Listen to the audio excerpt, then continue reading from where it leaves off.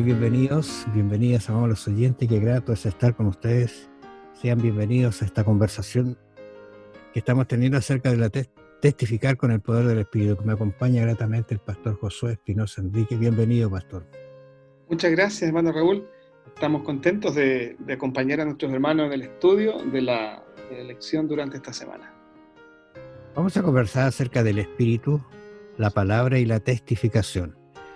En realidad el tema de la semana está en torno al poder del Espíritu, pero del Espíritu Santo, ¿no es cierto?, que está y va a estar hasta el último momento de la historia de la raza humana, ayudando, testificando, orientando y llevando a Cristo, motivando, hay tantas convenciendo, ¿no es cierto?, convirtiendo. De improviso uno piensa, pastor, que yo voy a convencer a esta persona para llevarla a Cristo. Podría ser que lo haga, pero es el Espíritu Santo el que tiene que hacerlo, si no esa gente no va a llegar a Cristo o va a creer que llegó y se va a ir. No lo cree usted, pastor, porque para eso está el Espíritu Santo, para convencer. Pero, bueno, nosotros somos útiles y necesarios en el plan de salvación porque así lo dispuso Dios y porque es un enorme privilegio que Dios nos da. Pero solo somos simplemente instrumentos. Nosotros no podemos usar al Espíritu, sino que nosotros tenemos que disponernos a ser usados por Él. Y en la medida que nosotros nos dejamos usar, entonces el Espíritu Santo hace esa obra, ¿no?, de convencer, de llevar a las personas a una convicción de quién es Cristo, ¿no?, y avanzar en ese camino también, porque no es cosa de un momento, ¿no? Comienza en un momento cuando el Espíritu Santo impresiona los corazones, pero se inicia un camino. Y ese camino puede ser progresivo y en ascenso en la medida que cada corazón se abre, ¿no?, a la influencia y a la presencia del Espíritu Santo. Pensando aquí en la palabra y la testificación, tenemos algunos textos que en nuestra guía nos indica que deberíamos considerar. Dice, por ejemplo, Hechos 4:31, quizás algunos se repiten, pero en el contexto de la palabra de la testificación dice lo siguiente: cuando hubieron orado, el lugar en que estaban congregados tembló, y todos fueron llenos del Espíritu Santo y hablaban con denuedo la palabra de Dios, lo que habíamos conversado. Pero interesante que una vez que oraron, vino el Espíritu Santo y entonces hablaban con denuedo. ¿Cuándo hablaron con denuedo? Cuando el Espíritu Santo vino a ellos. Ese es un detalle muy importante. Ahora una pregunta, ¿cómo sé yo? Porque en una de las lecciones el autor acá dice, ¿usted sabe cuándo el Espíritu Santo está obrando? ¿Lo ha ayudado a testificar? ¿Ha obrado en su vida? ¿Sabe eso usted? ¿Lo puede sentir? Yo creo que vienen a mi mente las palabras del Señor Jesús cuando tuvo el encuentro con Nicodemo, allí en San Juan capítulo 3. Y él describe de alguna manera muy sutil, pero también muy profunda, la obra del Espíritu Santo. Y lo compara con el viento, que no sabes de dónde viene ni a dónde va, le dijo Nicodemo. Pero finalmente nosotros podemos ver los efectos del viento, ¿no? Cómo mueve las hojas, sentimos el viento porque respiramos, o la brisa en el rostro, etcétera, etcétera. Más todavía, para un navegante antiguo que viajaba en un barco a velas, el viento era todo, ¿no? Y ellos podían darse cuenta cuando estaba y cuando no estaba realmente el viento haciendo su labor. Entonces yo creo que lo principal aquí es que nosotros veamos los efectos del Espíritu Santo en nuestra vida. Por ejemplo, primero pensemos en nosotros.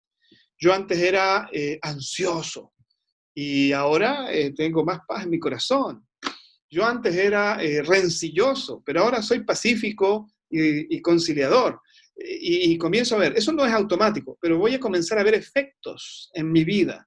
Quizás no vea yo una luz que destella frente a mí, o no voy a ver las lenguas de fuego que representaban al Espíritu Santo en Pentecostés, pero veo los efectos. Lo mismo en mi labor en favor de los demás. Comienzo a ver personas que se entregan a Cristo. Comienzo a ver personas interesadas en conocer mi testimonio y en conocer la palabra de Dios. Comienzo a ver personas que empiezan a creer en la oración y se ponen a orar. Y entonces ahí comienzo yo a darme cuenta, por esas evidencias, por esos efectos, que el Espíritu Santo está en mí y que el Espíritu Santo me está usando. Sabe usted que el Espíritu Santo puede usar de muchas maneras. Recuerdo una oportunidad en que, mientras predicaba, yo preparé una música Usted le gusta cantar, pastor, parece también. Me gusta mucho, sí. No, pero era una música del conjunto de acá de la Universidad Adventista. Pero yo no me di cuenta el efecto que produjo en una persona que hasta el día de hoy lo recuerda y que ese canto le sirvió para tomar la decisión. Ahora uno dirá, ¿fue el canto? Fue el Espíritu Santo que oró en él y lo hizo sentir la letra de lo que decía esa música. Entonces uno dice, prepara las cosas para hablar, pero el Espíritu Santo allana el camino para que las personas entiendan el llamado y se acerquen a Jesús. ¿No le parece, pastor? Así es, y el Señor usa distintos instrumentos, algunos instrumentos que están más afinados o perfeccionados, otros que todavía están en desarrollo, otros casi en bruto, y nosotros nos encontramos que en la Biblia hasta el Señor usó una asna, ¿no? No es que sea, no era el método más utilizado por el Señor, pero ¿a qué me refiero? Lo pongo simplemente como una referencia, un ejemplo.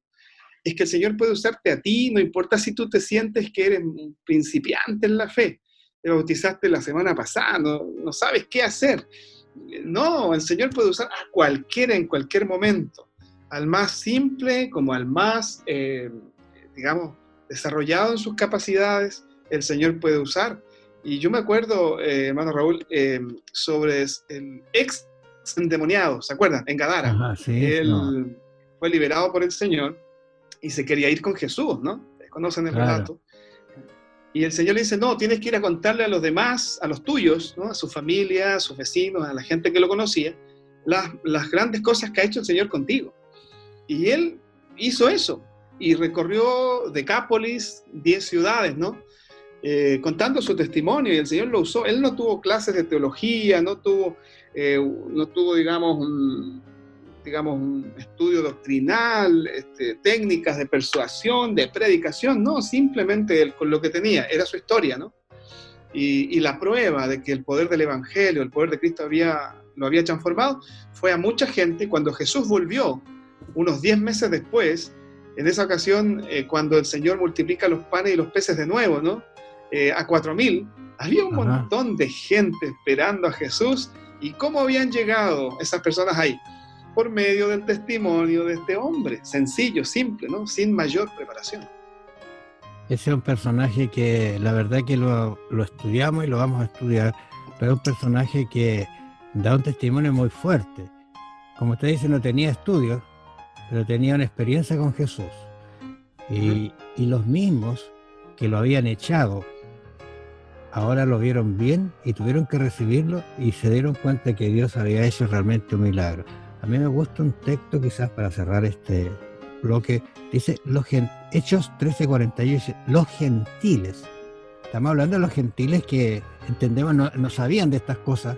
Los judíos sí las sabían, del Mesías, pero dice, los gentiles oyendo esto se regocijaban y glorificaban la palabra del Señor, y creyeron todos los que estaban ordenados para la vida eterna.